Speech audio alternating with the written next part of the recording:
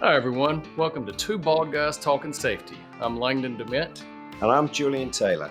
And welcome to our podcast. Welcome back to part 2 with Chris. Let's cannonball in. It's really interesting though, isn't it? Why is compliance in the middle of the maturity curve? And again, compliance doesn't demand that you have a great company culture, for example, does it? It doesn't demand that. Whereas actually a business that's truly proactive or looking towards excellence is looking to drive that great working culture, isn't it? So I think it's saying that, yeah, compliance is important, but that's not the end game here, is it? We can still keep getting better. And again, the connection of actually continuing to drive for proactive or excellence, again, is going to have that knock-on effect in terms of company performance and things like retention of your people. If you've got that great culture, people want to stay. That they're not just going to move on.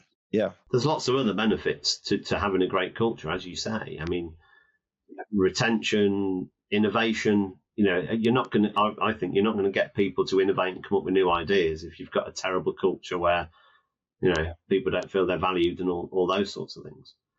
I think where you were talking about the curve there, if you like, and the safety culture journey, whatever you want to call it, at that middle point where, let's call it compliance.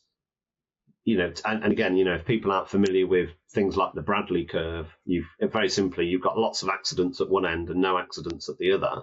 And then there's a sort of journey. And if we're in the middle at compliance, we're still having accidents. We're not at zero accidents. So, yeah, we're complying with all the laws, but accidents still happen, sort of, because that's life.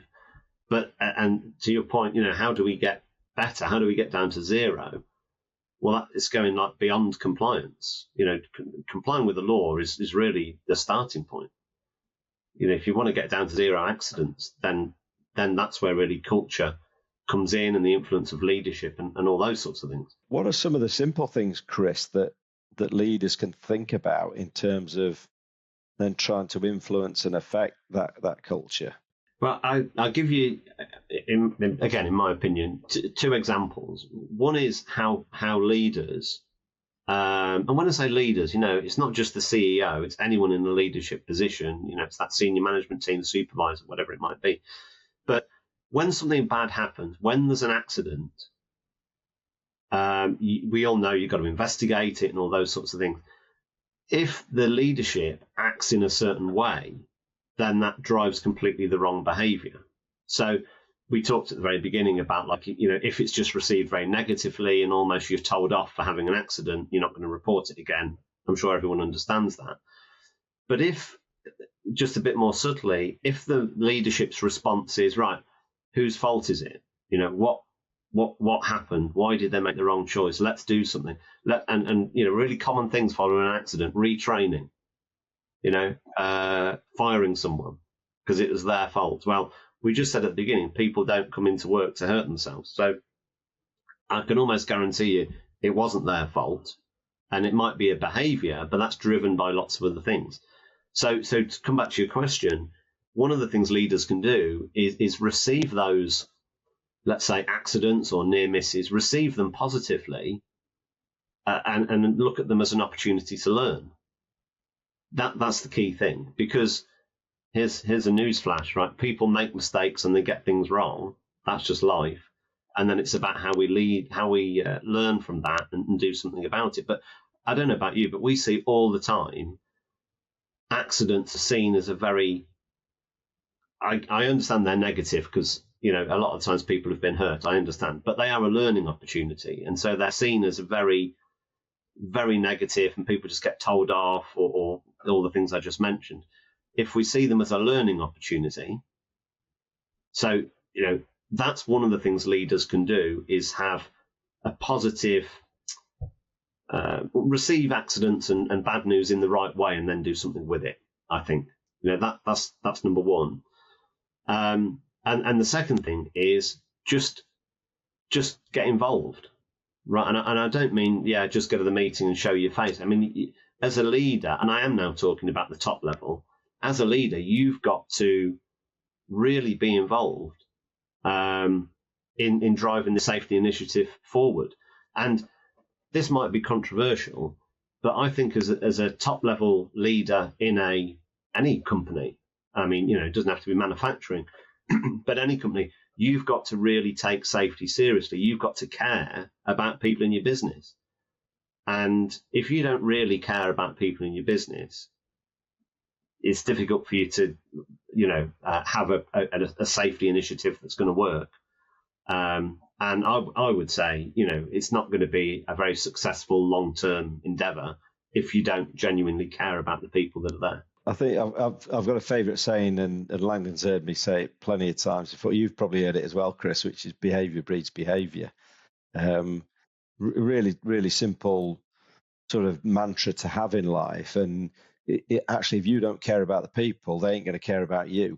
And you said it earlier, that's not just going to affect safety, it's going to affect everything. It's going to affect particularly things like innovation, isn't it? And affect things like retention, because there's no buy-in, is there? There's nothing to sort of incentivize or make people want to come up with good ideas if they think actually you don't care about me. So that's a really good mantra for leaders to have. And you're right. It's not safety alone. It's everything. No, it's everything. Yeah. And the other thing I think is really important is just simple communication, isn't it?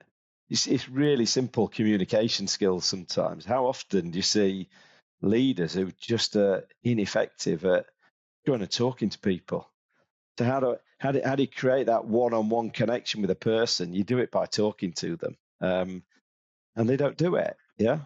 I briefly mentioned this model that we employ when we go to talk to organisations about culture, and eventually I'll mention all 4 steps maybe. But anyway, step 3 is about upskilling to influence, it's called. And honestly, it's exactly that point, and it's surprising sometimes that even people at a very senior level, so they've got to that position, but the influencing skills is something that it perhaps is missing. And so if you boil that down to safety and a conversation, we want leaders to be involved. So, I mean, I've told people that in companies years ago, and then the leader's idea of getting involved is going down to the shop floor, being there, fantastic. They see someone do something, and they go and tell them off. Why are you breaking the rules? Stop doing it. Well, a better way to have that conversation is, yes, stop doing that because it's dangerous. But why? Why? Yeah. So you've got to. And whether you want to use these words or not, I actually care about your safety, so I'd like you to stop doing that, because that's not the safe way to do it. And if you carry on, you're definitely going to get hurt. I mean, put your own spin on that. There's different variations, but that's really the sort of influencing bit. It just doesn't work. We know this over years, right? It doesn't work to just tell someone not to do it because it's the rules. I mean, if you try that with children, how does that go? To your point, it's very much changing perspective. And, we have discussions of transitioning to new tools, to trying to utilize how can we do EHS differently. I mean, you can manage EHS effectively with pen and paper. It's just we live in a world where it's not going to be as efficient. How can you, and you said it earlier, how can you learn from these incidents? How can you, discussion around failure. How can you view failure as positive? It's not always a negative thing. And because it is, how can we minimize failure? How can we look at it and learn from it? And how can we utilize different tools within organizations and refine our processes to be better so we can learn more? And I think that's a challenge, because some organizations are still in the old school or old frame perspective versus how things kind of how we've evolved at the end of the day, really. Yeah, exactly. That's it. It's evolution, isn't it? If we every time something went wrong, if we just cover it up, pretend it doesn't happen, and don't ever think about it again, then rather obviously we just stay the same. So yeah, exactly. It's a good point. And that's evolution. If we don't do that within an organisation, then we're missing a huge opportunity. It's that point you made earlier as well, Chris, that's so important, which is show me a person or show me a business that's never made a mistake. They just don't exist, do they? And we all do it on a fairly frequent basis. Hopefully not too frequent, but everybody in the organisation, right up to the top, is culpable. So we've got to change the attitude from being one of and again, it's that reaction, isn't it? How do we change the reaction? So for every action, there's that reaction. How do we make sure the reaction is a good one? If you don't have that open-mindedness and ability to receive, let's say to receive bad news and then do something with it, you're just going to stifle progress of any sort, because no one wants to have accidents. It's bad news for 10 different reasons, but they are opportunities to learn. But I don't always do this, but it is important or interesting to think about it from someone else's perspective. So if you're that CEO, I mean, it's the last thing you want to hear, probably, that you've had an accident, someone's been injured. And so your immediate knee-jerk reaction maybe is to be quite angry and negative and shout at people. And I think you've just got to, and that's human, okay? But, you've just got to appreciate your influence as a leader. And I'm sure it's hard. It is hard, of course it is. But if you receive that in a positive way, and exactly what you said there, what are we going to do about it?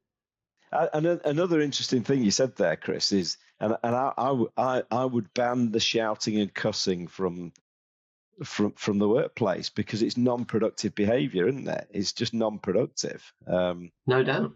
I was going to say, Langdon, we're lucky, aren't we? We don't work in a shouty environment, do we? That is true. Yeah.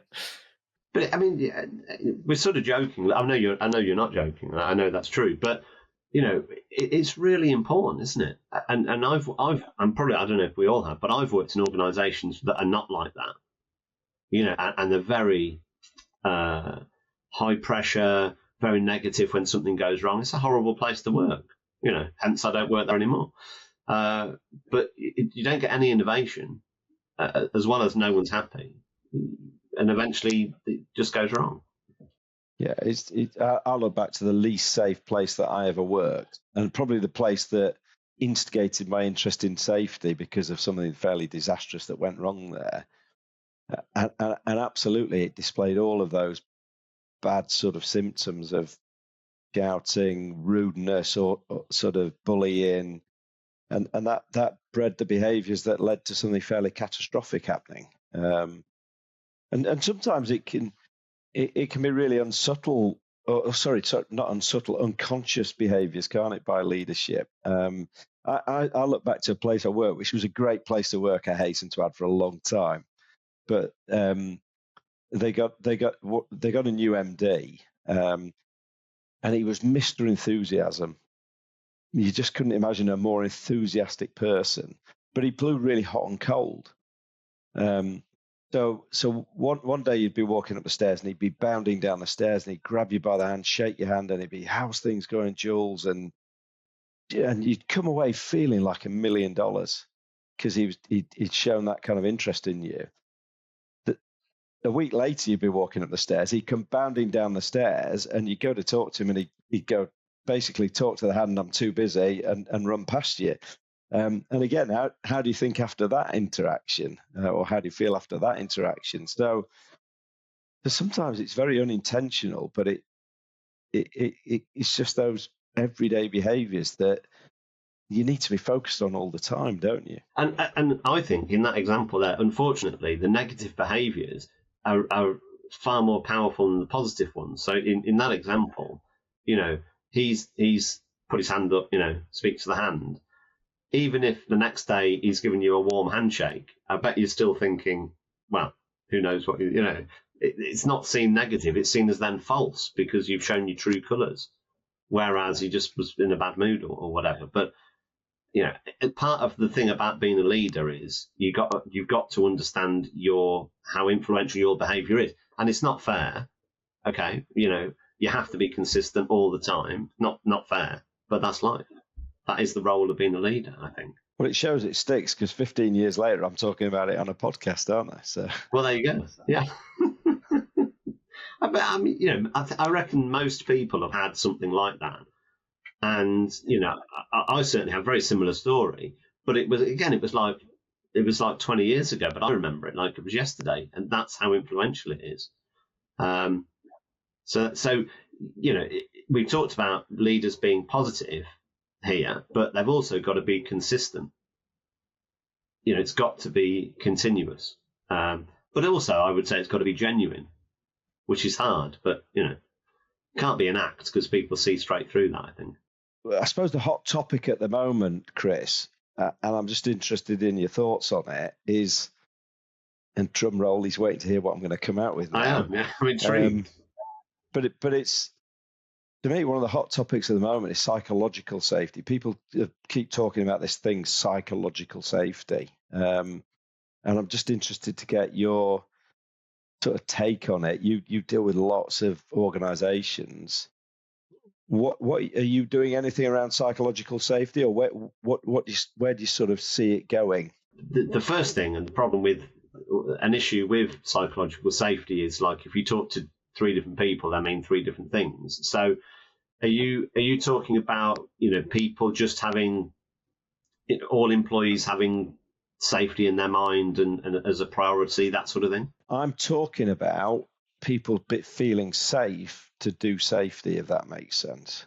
I think that's part of what we're talking about here. I think that, the best way to get people to be safe is, yes, to follow the rules. And we said all of those things. But in order to follow the rules and innovate and do all those, work together, do all of those good things, they've got to feel safe themselves. They've got to feel like they're valued, their opinion matters, that the company does actually care about them and look after them. So if they feel that way, they're much more likely to A, behave in a safe manner, and B, put their hand up and tell you when something's gone wrong. And I don't just mean accidents, but I mean like, near misses or just errors or whatever it might be.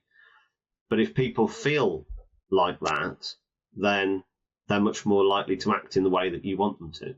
Sometimes there's a broader cultural thing there, which is almost beyond the control of leadership and an organization in that. And I'm thinking, I know you're manufacturing, but I think about, for example, the construction industry, where there's just some built-in beliefs about behaviors and the way people do things on construction sites that again might affect that sort of psychological mental safety for somebody to stick the hand up and say, stop, I don't think that's safe. And it's interesting to think about how we start to change those almost built-in old-fashioned views that are just inherent to an industry. Well, so I think, and I can speak for, we do get involved in other areas, but I can speak for manufacturing there. And honestly, what we hear a lot, often in smaller organizations, but what we hear a lot is, going right back to the start of everything, our priority is we've got to make money, we've got to stay in business, we've got to do all of those things. And, at the end of the day, we're going to have to cut corners and, the law is very difficult to comply with, all those sort of things. And there is almost an overriding culture within manufacturing of just getting the job done. And in the UK, and I'm sure, the US is the same, I know it is, we take great pride in being innovators and solving problems, and particularly in manufacturing, coming up with all of those things. And it's almost just get the job done. That might be the overriding culture in manufacturing, if there is, just my opinion. I don't know how you prove that. Well, I think there's a balance. We can do that, and no one's saying don't innovate and be inventive and come up with new things to do. But how about turning that energy to doing things safely and improving things, rather than how do we get around the rules? How do we address things? How do we circumvent controls? Right? It's sort of. I bet we've all seen in manufacturing. With machinery, you have quite complex safety controls like pressure sensors or interlocks or whatever it might be, and the inventiveness people have to get around those, right? It's crazy, And if people applied that same, thought process to how do we improve things, take that energy and divert it into a positive way, that's where we want to get to. And, I think about it to what you just said. I remember years ago, I was doing some hazard analysis and some just general EHS work in healthcare. And I was getting common themes, which healthcare it's challenging anyways, because they're, especially from nurses, for example, they're trying to take care of others. So their own health a lot of times and safety kind of gets put on the back burner. And I kept getting a common theme. So Chris, my wife, is a nurse. And then I was doing some ergo and some other assessments. She was kind of helping through that. And so I'll never forget what she said. And it was, Langdon, I have X amount of time. I have 10 patients. I'm going to do what I have to do to get the job done. And then now you start thinking about, and that's really across the board. Workers are, I think of Todd Conklin and others that they're saying that safety isn't the absence of accidents, it's the presence of defenses, or looking at it like we're as workers, and it really is paraphrased as we're going to be as safe as we have to be without being too safe to still be productive. And it's whatever it is. Yesterday afternoon, last night, I unloaded, I didn't even tell Jules this, about 1.5 tons of rock. So a lot of river rock, whole lot. The Rebel was tucking in the back. And at 9:30 after we got back last night, I had a lamp because I needed to get it finished because we're supposed to have some storms coming through. I was doing what I had to do, jumped in the back, kind of throwing it out, and then getting it. I wasn't not being safe, but there were better ways. I'm not going to negate that, but I was still trying to be safe without being too safe to still be productive. And I think it's so valid for us because of everything you just said. We have numbers we have to hit. There are things we have to do. We get pressure. Well, how can we ensure that we're still going to be safe, but maybe it's not following A, B, C, D, E, F, G, because I don't even know that we need F and G, really, in my opinion. And that's, I think, workers a lot. Yeah, and that's really interesting because if workers are, everything we've been talking about here, if workers are empowered to make decisions rather than just follow, A to H steps, whatever, if they're really given that empowerment and they're told that their safety is important and, trained and everything else, then, they make the right decisions, hopefully. So, yeah, I'm with you. But there's got to be a balance between the two. And it's interesting when you look at the Bradley curve and you get to the middle bits about compliance, let's say, and then you get to the end where basically people are looking after themselves. It depends what model, which version of the model you look at. But one of the things it says is you don't need rules and procedures anymore, right? Because people they just work safely. End of story. That's the holy grail. But that's what we're talking about. I think that's the same thing. They did a really interesting experiment, didn't they? I don't know if you've seen that, Chris, with a town in Cheshire where they took away all the road markings and all the road signs.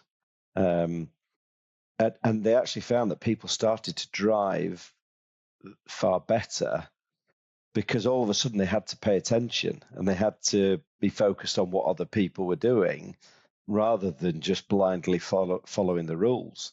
So it's a really interesting concept, isn't it? That actually, if we empower people, they might just engage and do a more effective job. Yeah, exactly. Yeah, I think that the interesting next level of that experiment would be, does that change depending on where you do it?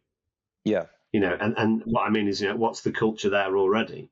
Yeah. I think you've got to get to a certain place before you do that. But you're right. I mean, sometimes rules are a crutch to say, well, I just followed the rules, And one of the key things, and we're probably running out of time to discuss this now, so Chris, we'll have to get you back, is to have that whole discussion about engagement, isn't it? Is about actually if we, or not engagement, even empowerment. So actually, if we empower people and give them their role within safety, actually, does it actually then become more important to them? And again, they're not just there following the rules if they think somebody's watching them. So that'll be part 2. Definitely. Yeah. Sounds good. Yeah, I agree. Let's just say that for now. Yeah. Langdon, I think that's been a great conversation. You're far better at ending these things than I am, so I'm going to let you end it. I just want to say thank you very much, Chris, for joining us on 2.5 Bald Guys Talking Safety. It's been a great conversation.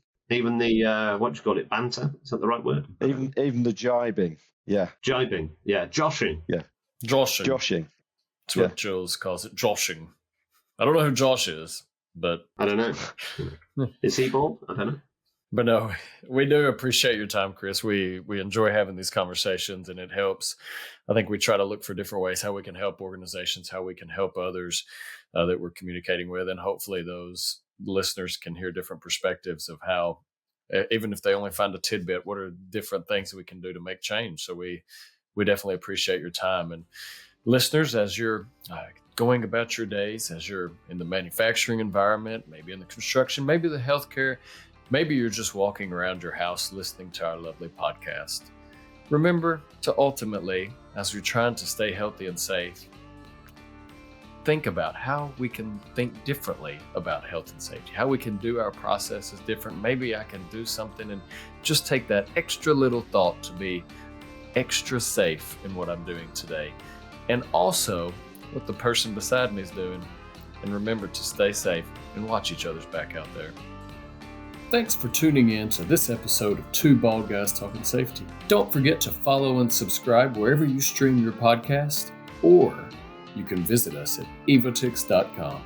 And if you've liked today's podcast or you found some value from it, we'd really appreciate it if you could head over to Apple Podcasts and leave us a review or a rating. It really means a lot to us. Thank you.